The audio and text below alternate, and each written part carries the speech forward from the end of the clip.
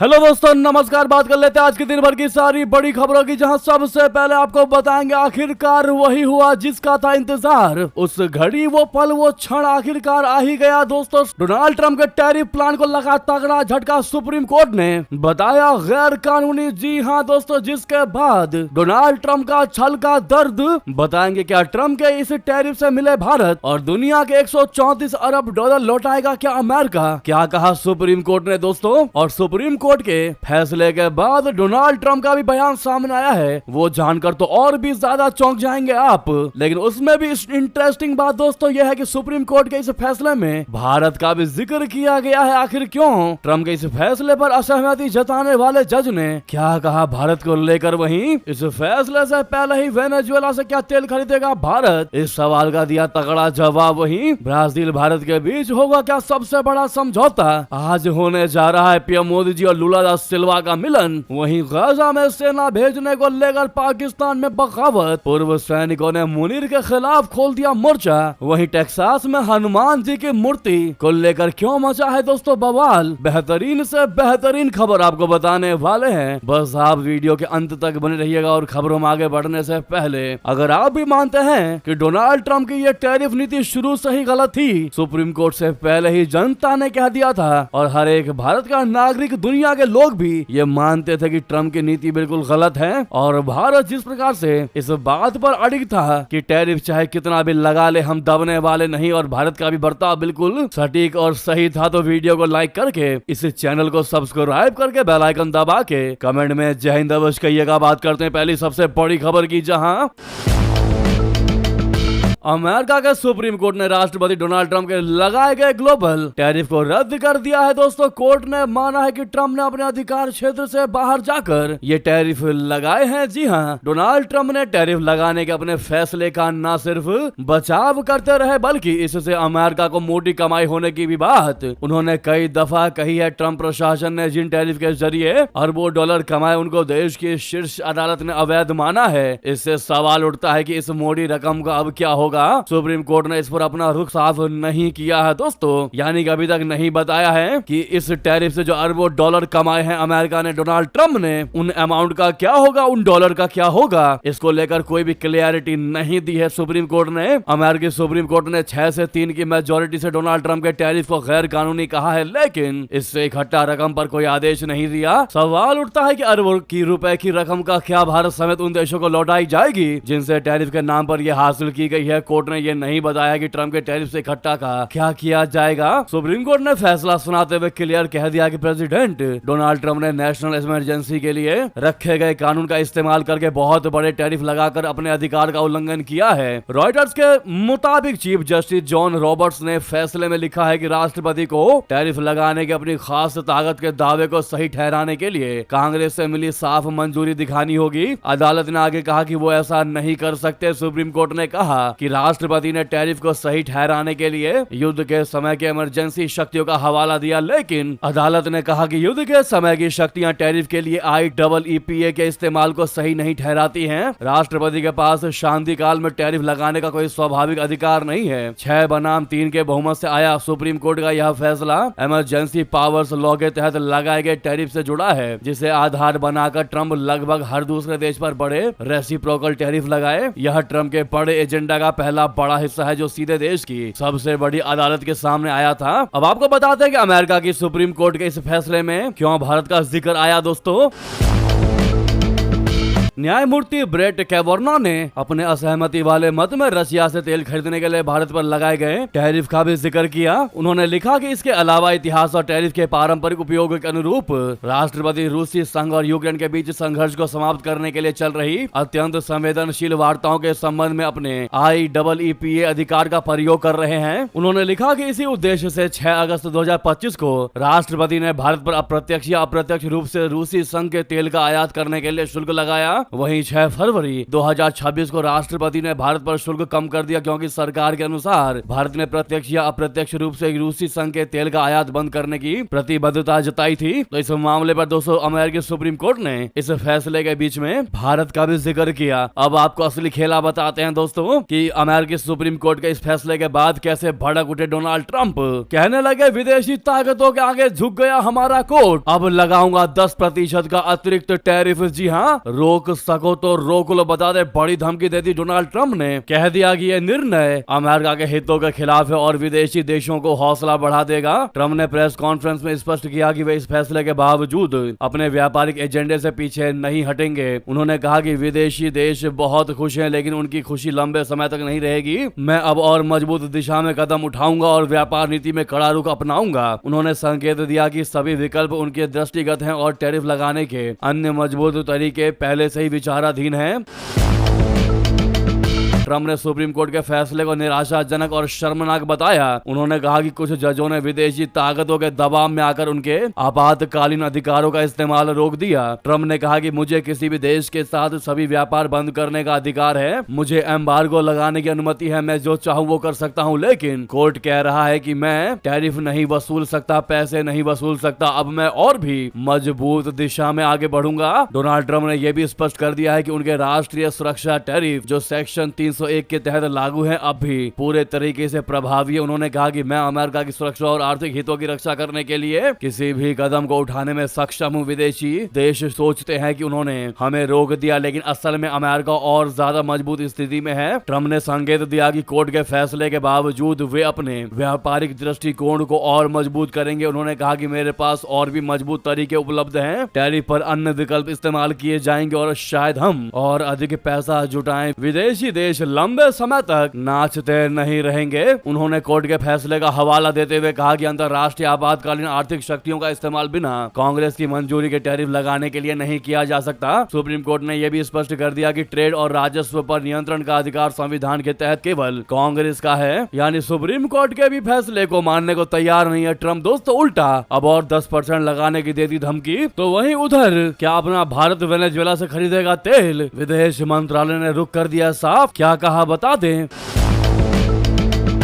विदेश मंत्रालय के प्रवक्ता रणधीर जायसवाल जी ने शुक्रवार को एक साथ कई अंतर्राष्ट्रीय मामलों में भारत की स्थिति स्पष्ट की। उन्होंने रशिया और वेनेजुएला से तेल खरीद, ईरान अमेरिका संकट पर नजर बनाए रखने और वहां रहने वाले भारतीय समुदाय की सुरक्षा सुनिश्चित करने की बात कही। साथ ही बांग्लादेश की नई सरकार के साथ द्विपक्षीय रिश्तों को मजबूत करने, भारत अमेरिका व्यापार समझौते को अंतिम रूप देने और ट्रंप के बोर्ड ऑफ पीस कार्यक्रम में भारत की भूमिका पर भी जोर दिया। वेनेजुएला और रशिया से तेल खरीद पर भारत का रुख साफ करते हुए विदेश मंत्रालय के प्रवक्ता रणधीर जायसवाल जी ने कहा कि भारत ने रशिया और वेनेजुएला दोनों से तेल खरीदने पर अपनी स्थिति पहले ही स्पष्ट कर दी है। उन्होंने बताया कि पिछले कुछ हफ्तों में इस विषय पर जो बयान दिए गए हैं वही भारत की नीति को दर्शाते हैं। शुक्रवार को प्रेस वार्ता के दौरान जायसवाल जी ने कहा कि वेनेजुएला से तेल तभी खरीदा जाएगा जब यह व्यापारिक रूप से लाभकारी होगा, यानी कीमत, गुणवत्ता और लॉजिस्टिक्स सही होने पर ही ये विकल्प अपनाया जाएगा। यानी भारत का दोस्तों हमेशा से एक चीज क्लियर रहा है कि अगर भारत के लिए फायदे का सौदा होगा तो भारत उस चीज को आजमाएगा, उस चीज को खरीदेगा, वरना नहीं खरीदेगा। चाहे भारत पर टैरिफ लगाया जाए, चाहे टैरिफ हटा दिया जाए, लेकिन अगर वो सौदा भारत के लिए मुनाफे का सौदा है, उससे फायदा है, तो ही अपना भारत उस डील में आगे बढ़ेगा और यही अपने भारत को मजबूत भारत बना रहा है दोस्तों। तो वहीं आपको बता दें,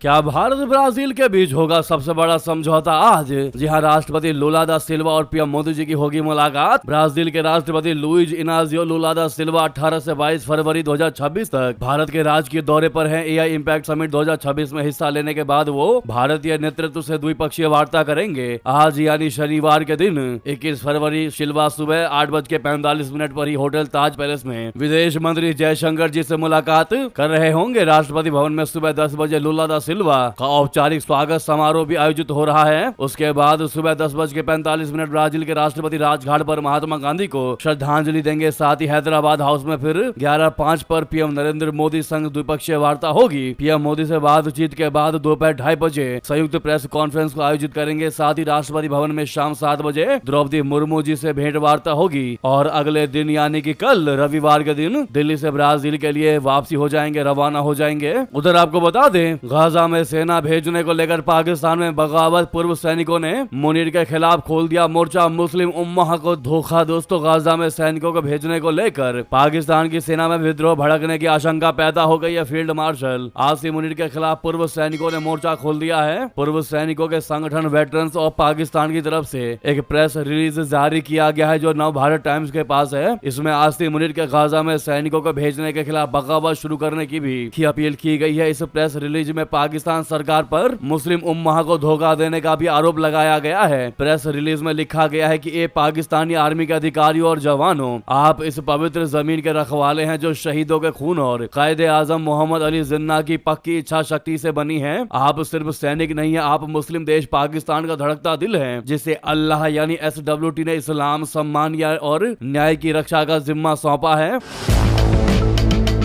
प्रेस रिलीज में आगे कहा गया है कि फिर भी आज आपके सामने एक बहुत बड़ा धोखा मंडरा रहा है। गाजा के लिए ट्रम्प के तथाकथित बोर्ड ऑफ पीस में पाकिस्तान की लीडरशिप और संस्थाओं का सीधे या अप्रत्यक्ष रूप से शामिल होना। इस बोर्ड में यहूदी यानी जायोनिस्ट और ईसाई साथ साथ बैठे हैं जो अल कुद्स पर कब्जा करने वालों को सही ठहरा रहे हैं, जबकि दबे कुचले फलस्तीनियों की सच्ची आवाज को बाहर रखा गया है। अमेरिकी साम्राज्यवाद और जायोनिस्ट डिजाइन से पैदा हुई इस संस्था में पाकिस्तान का शामिल होना इस्लाम के दुश्मनों के साथ हाथ मिलाने जैसा है। आपका शामिल होना पाकिस्तानी और मुस्लिम उम्मा ना तो भूलेंगे और ना ही माफ करेंगे। वहीं बगावत की चेतावनी देते हुए कहा गया है कि हम अपनी मदर इंस्टीट्यूशन को यह सख्त, साफ और डरावनी चेतावनी देते हैं कि इस गठबंधन को तुरंत और बिना किसी शर्त के खारिज कर दो। अपनी पवित्र यूनिफॉर्म, अपने हथियार, अपना खून या यहाँ तक कि इस धोखेबाजी के बोर्ड को अपनी खामोशी भी मत दो। कायदे आजम की हमेशा रहने वाली मांग पर अड़े रहो, एक ऐसा पाकिस्तान जो मुस्लिम सम्मान, संप्रभुता और कब्जे वाली जमीनों की आजादी के लिए बिना किसी समझौते के खड़ा हो। पश्चिमी जायोनी स्कीमों का मोहरा बनकर नहीं। अगर मदर इंस्टीट्यूशन यानी पाकिस्तानी सेना इस दबाव के आगे झुकता है और इस एंटी इस्लामिक फोरम में यहूदी और ईसाइयों के साथ हाथ मिलाता है तो देश ना तो तुम्हें भूलेगा और ना ही तुम्हें रोकेगा। और हर सैनिक के मन में सबसे दर्दनाक सवाल उठेगा कि एक सच्चा मुसलमान लड़ते हुए या मस्जिद अल-अक़सा के जालिमों के मकसद को पूरा करते हुए शहादत कैसे पा सकता है। वहीं आसिम मुनीर पर मुस्लिम उस माह को धोखा तक देने का आरोप लगाया गया। दोस्तों, तो ये हाल चल रहा है पाकिस्तान में, जहां एक तरफ शहबाज शरीफ और मुनीर गाजा में सेना भेजने को है तैयार, तो वहीं पाकिस्तान में मच गया बगावत। पूर्व सैनिकों ने मुनीर के खिलाफ खोल दिया मोर्चा। दोस्तों, साथ ही साथ उधर बता दें कैसे झूठे और फर्जी दावे कर रहा है दोस्तों पाकिस्तान। सिंधु जल संधि पर भारत के खिलाफ आर्बिट्रेशन कोर्ट में मिली है उसको बड़ी जीत। बता दे बड़ी जानकारी।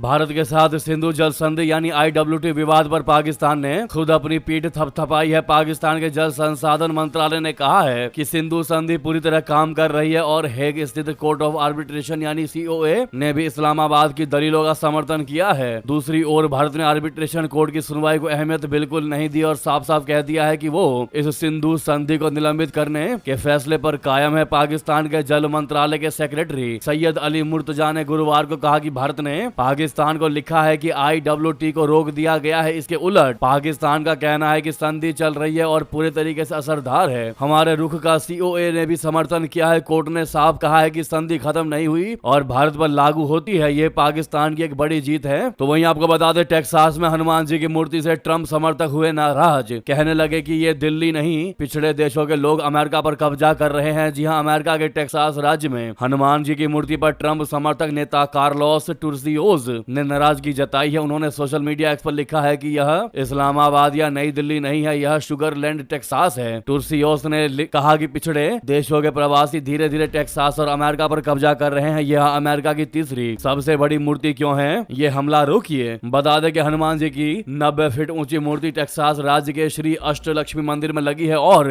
इसे स्टैच्यू ऑफ यूनियन कहा जाता है। कई लोग सोशल मीडिया पर टूर्सियोस के इस बयान का विरोध कर रहे हैं। कुछ ने उन पर नस्ल भेदी सोच फैलाने का आरोप लगाया और कहा कि प्रवासी समुदाय और अलग अलग धर्मों के लोगों ने अमेरिकी समाज को मजबूत बनाने में अहम भूमिका निभाई है। कार्तिक गड़ा नाम के एक यूजर ने अमेरिका में बोली जाने वाली भाषाओं का चार्ट शेयर किया। उन्होंने लिखा कि अमेरिका में 4 करोड़ 10 लाख घरों में स्पेनिश बोली जाती है, जबकि भारतीय भाषाएं टॉप 10 में भी नहीं आती। उन्होंने कहा है कि घर में बोली जाने वाली भाषा समाज में घुलने मिलने का बड़ा संकेत है और भारतीय अमेरिकी समुदाय काफी हद तक मुख्य धारा में शामिल हो चुका है। उन्होंने ये भी कहा है कि जब किसी भारतीय भाषा को बोलने वालों की संख्या स्पेनिश से ज्यादा हो जाएगी तब यह देखा जाएगा कि कौन कितना घुला मिला है। नूरी सुन्ना नाम के यूजर ने कहा है कि मूर्ति करीब 1.5 साल से वही है। मंदिर में आने जाने वाले हिंदुओं को अपने धर्म का पालन करने का अधिकार है। अगर किसी को यह पसंद नहीं है तो वो इसे नजरअंदाज कर सकता है। बहरहाल दोस्तों, ट्रम्प समर्थक नेता कार्लोस टूर्जियोस के इस बयान पर, हनुमान जी के इस मूर्ति के विरोध पर आप क्या जवाब देना चाहेंगे? ऐसा जवाब दीजिएगा कि इसकी आत्मा भी शांत हो जाए। दोस्तों जरूर कमेंट कीजिएगा। साथ ही साथ कमेंट में जय बजरंगबली लिखना मत भूलिएगा। नेक्स्ट खबर की बात करते हैं, जहां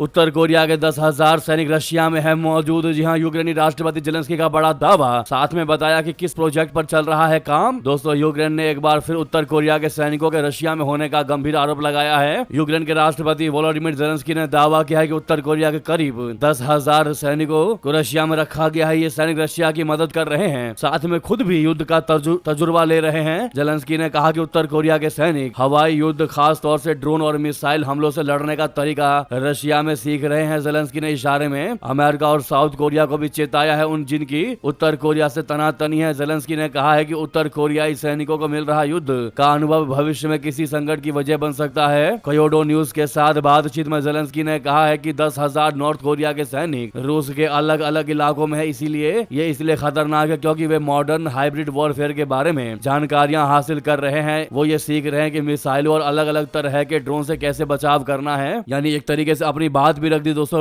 जेलेंस्की ने दूसरी तरफ अमेरिका को भी चौंका दिया कि भैया कल को उत्तर कोरिया तेरे पर भी अटैक कर सकता है और दक्षिण कोरिया पर भी अटैक कर सकता है अगर उसने टेक्नोलॉजी सीख ली और आज के मॉडर्न युग में युद्ध कैसे किया जाता है, कैसे बचा जाता है वो सीख लिया तो अमेरिका भी फिर नॉर्थ कोरिया को फेल नहीं कर पाएगा। ये बड़ी धमकी भी इनडायरेक्टली दोस्तों यूक्रेन के राष्ट्रपति जेलेंस्की ने दे दी है। तो उधर आपको बता दें, पाकिस्तान ने भारत के दोस्त रूस पर डाले डोरे। पुतिन को दिया अरब सागर के ट्रेड रूट का लालच, क्या मानेंगे पुतिन? बता दें, पाकिस्तान ने रूस को अरेबियन सी में ट्रेड रूट मुहैया कराने का फैसला लिया है। पाकिस्तान की शहबाज शरीफ सरकार में कम्युनिकेशन मिनिस्टर अब्दुल अलीम खान ने इनकी जानकारी दी। खान ने गुरुवार को कहा कि पाकिस्तान अपने अरब सागर के पोर्ट के जरिए रशिया और बिना समुद्री सीमाओं वाले सेंट्रल एशियाई देशों को ट्रेड रूट की पेशकश कर रहा है। यह पाकिस्तान और रशिया के बीच व्यापारिक रिश्तों को बढ़ाने की और नया कदम है। बीते कुछ महीनों में दोनों देशों के नेताओं के बीच लगातार बैठकें हुई हैं। अब्दुल अलीम खान का कहना है कि इस समुद्री रूट से पाकिस्तान स्ट्रेटेजिक ट्रांजिट हब बन जाएगा क्योंकि रीजनल सप्लाई चेन दूसरे कॉरिडोर की ओर बढ़ रही है। पाकिस्तान अपनी भौगोलिक स्थिति का फायदा लेते हुए जमीन से घिरी सेंट्रल एशियाई इकोनॉमी को गर्म पानी वाले पोर्ट से जोड़ने की कोशिश कर रहा है। सेंट्रल एशिया के देशों और रशिया ने हाल के सालों में ऐसे रूट की तलाश की है जो ट्रेडिशनल समुद्री चेक पॉइंट और लंबी शिपिंग लेन को बाईपास करते हैं। पाकिस्तान की सरकार कराची और ग्वादर के अपने पोर्ट को साउथ एशिया, मिडिल ईस्ट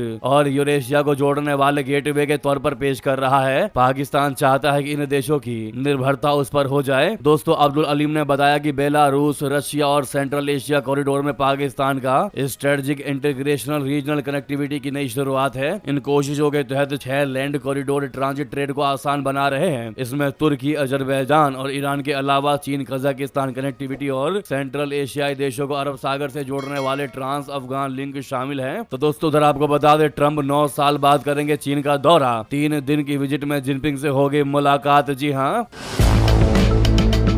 अमेरिकी राष्ट्रपति ट्रंप 31 मार्च से 2 अप्रैल के बीच 3 दिवसीय चीन दौरे पर जाएंगे। व्हाइट हाउस के एक अधिकारी ने इसकी जानकारी दी है। योजना से जुड़े लोगों के अनुसार इस कार्यक्रम में ट्रंप की चीनी राष्ट्रपति जिनपिंग के साथ द्विपक्षीय वार्ता भी शामिल है। ट्रंप ने पहले कहा था कि वो इस साल के अंत में शी जिनपिंग की व्हाइट हाउस यात्रा की मेजबानी करेंगे। इससे दोनों देशों के बीच कई वर्षों के व्यापारिक तनाव के बाद रिश्तों को स्थिर करने की नई कोशिश के रूप में देखा जा रहा है। दोस्तों, एनबीसी न्यूज को दिए एक इंटरव्यू में जो बुधवार को रिकॉर्ड किया गया था, ट्रंप ने पुष्टि की है कि शी जिनपिंग साल के अंत तक व्हाइट हाउस आएंगे और दोनों देशों के संबंध बेहद अहम है। उसी दिन ट्रंप और शी जिनपिंग के बीच व्यापार, ताइवान, रशिया, यूक्रेन युद्ध और ईरान से जुड़े मुद्दों पर व्यापक बातचीत भी हुई थी। इससे पहले ट्रंप ने 2017 में चीन का दौरा किया था। वहीं शी जिनपिंग आखिरी बार 2023 में अमेरिका आए थे। व्यापार को लेकर वॉशिंगटन और बीजिंग के बीच लंबे समय से मतभेद रहे हैं। 1 साल पहले सत्ता में लौटने के बाद ट्रंप ने टैरिफ आधारित नीति पर काफी जोर दिया और स्टील, ऑटोमोबाइल समेत कई क्षेत्रों पर टैरिफ लगाने के साथ व्यापक रणनीतिक कदम उठाए। हालांकि उनकी टैरिफ नीति को आज अमेरिकी हालांकि सुप्रीम कोर्ट से बड़ा झटका लगा है। वहीं बता दें, प्रधानमंत्री नरेंद्र मोदी जी के इजराइल दौरे से पहले बेंजामिन नेतन्याहू ने की जमकर तारीफ। भारत को बता दिया दुनिया की सबसे बड़ी ताकत। दोस्तों, प्रधानमंत्री नरेंद्र मोदी जी के इजराइल दौरे से पहले बेंजामिन नेतन्याहू ने उत्साह दिखाया है। इजरायली पीएम नेतन्याहू ने कहा है कि वो भारत जैसे ताकतवर देश के प्रधानमंत्री का इंतजार कर रहे हैं। उन्होंने कहा कि भारत के साथ अपने रिश्ते मजबूत करने के लिए इजराइल लगातार काम कर रहा है। प्रधानमंत्री नरेंद्र मोदी जी अगले हफ्ते 25 से 26 फरवरी को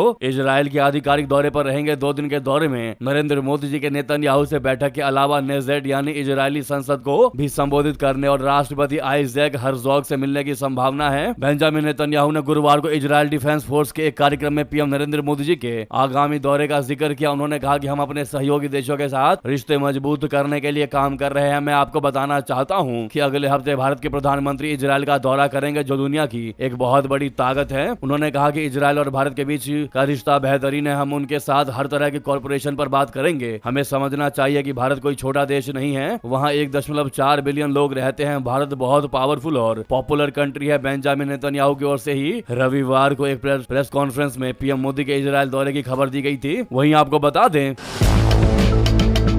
ममता बनर्जी के वोटर लिस्ट विवाद पर सुप्रीम कोर्ट का सबसे बड़ा फैसला। अब कलकत्ता हाईकोर्ट तय करेगा कौन होगा वोटर। दोस्तों, मुख्य न्यायाधीश सूर्यकांत की अध्यक्षता वाली पीठ ने कलकत्ता हाईकोर्ट के मुख्य न्यायाधीश से अनुरोध किया है कि वे इस प्रक्रिया के लिए सेवारत और पूर्व न्यायिक अधिकारियों की नियुक्ति करें। सुनवाई के दौरान सुप्रीम कोर्ट ने राज्य सरकार और भारतीय निर्वाचन आयोग यानी ईसीआई के बीच चल रही आरोप प्रत्यारोप की राजनीति पर गहरी निराशा व्यक्त की। कोर्ट ने कहा कि दोनों संवैधानिक संस्थाओं के बीच ट्रस्ट डेफिसिट इस कदर बढ़ गई है कि अब निष्पक्षता के लिए न्यायिक हस्तक्षेप जरूरी है। मतदाता सूची में करीब 1,36,00,000 नाम ऐसे पाए गए थे जिनमें उम्र या माता पिता के नाम में लॉजिकल डिस्क्रिपेंसी थी। अब अतिरिक्त या जिला जज रैंक के अधिकारी हर जिले में इन दावों और आपत्तियों का निपटारा करेंगे। दोस्तों, उधर बता दें, एआई समिट में यूथ कांग्रेस के प्रदर्शन पर भड़के सीएम योगी जी भारत मंडपम घटना को विधानसभा में बताया निंदनीय। कहा पूरे देश को शर्मसार किया इन्होंने। जी हां, उत्तर प्रदेश के मुख्यमंत्री योगी आदित्यनाथ जी ने विधानसभा में शुक्रवार को बजट सत्र के समापन पर सदन को संबोधित करते हुए कहा है कि भारत मंडपम में युवा कांग्रेस ने जो भी करने का प्रयास किया उसकी जितनी निंदा की जाए बहुत कम है। युवा कांग्रेस के कार्यकर्ताओं ने शुक्रवार को नई दिल्ली स्थित भारत मंडपम में एआई इंपैक्ट समिट के दौरान एक प्रदर्शनी हॉल में पहुंचकर अमेरिका के साथ व्यापार समझौते को लेकर विरोध प्रदर्शन किया और प्रधानमंत्री नरेंद्र मोदी के खिलाफ नारे लगाए। योगी जी ने विधानसभा में कहा कि आपने देखा होगा कि एआई इंपैक्ट समिट देश के अंदर हो रहा है और 20 से अधिक देशों के राष्ट्रीय अध्यक्ष प्रधानमंत्री के साथ समिट में उपस्थित थे। दुनिया के 100 से अधिक देशों के प्रतिनिधि समिट में भाग ले रहे थे। उन्होंने कहा कि जहां एक और पूरी दुनिया और पूरा देश भारत की तरफ देख रहा है, वहीं दूसरी तरफ भारत मंडपम में युवा कांग्रेस ने शर्मनाक कृत्य करने का प्रयास किया। मुख्यमंत्री ने कहा कि पूरी दुनिया के अंदर इन्होंने यानी कांग्रेस भारत की छवि खराब करने का कुल सिद्ध प्रयास किया है। इसकी हम निंदा करते हैं। यह बहुत शर्मनाक घटना है। बहरहाल आप क्या कहना चाहेंगे दोस्तों? जहां पर पूरी दुनिया की नजर इस एआई समिट में भारत पर है, इस समय ऐसी हरकत करना क्या कहीं से कहीं तक सही था? जरूर कमेंट करके बताइएगा। इस पर राय देना बिल्कुल मत भूलिएगा दोस्तों। आप सभी से रिक्वेस्ट है। इसी बीच ये थी कि सारी बड़ी जानकारी खबर कैसी लगी जरूर कमेंट करके बताइएगा। लगे हाथों वीडियो को लाइक करके इस चैनल को सब्सक्राइब करके बेल आइकन दबा के कमेंट में जय हिंद कह दीजिएगा। मिलते हैं अगली बड़ी खबर में। यहाँ तक बने रहने के लिए आप सभी का बहुत बहुत धन्यवाद, बहुत बहुत आभार। जय हिंद, जय भारत।